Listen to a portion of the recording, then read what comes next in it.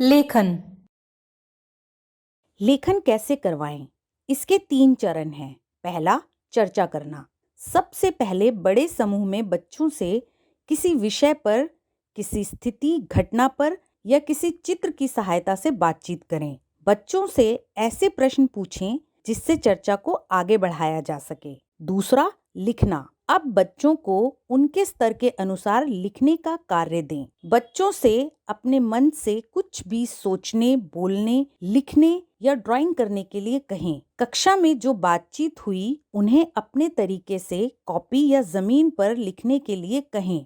तीसरा, समीक्षा करना। बच्चों द्वारा लिखे जाने के बाद बच्चों से ये जरूर पूछें, आपने क्या लिखा या बनाया है। जो भी लिखा गया है उन्हें बताने या सुनाने के लिए कहें। बच्चे उसे पढ़कर सुनाएं। यदि लिखने में गलतियां हो तो 12 खड़ी की मदद से ठीक करने के लिए कहें।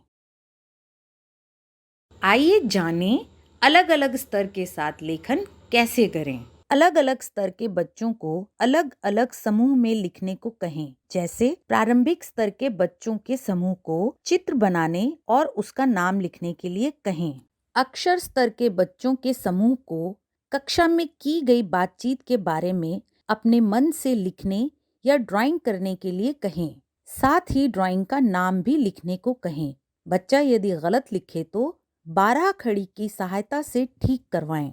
शब्द स्तर के बच्चों के समूह को शब्दों से वाक्य या अनुच्छेद लिखने के लिए कहें।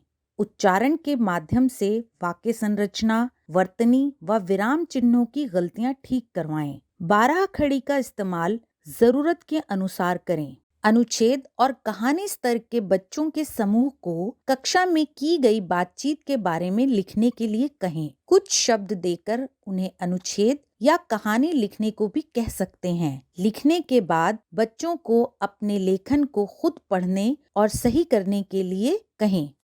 अलग अलग स्तर के बच्चों के लेखन के नमूने। प्रारंभिक और अक्षर स्तर, शब्द और अनुच्छेद स्तर,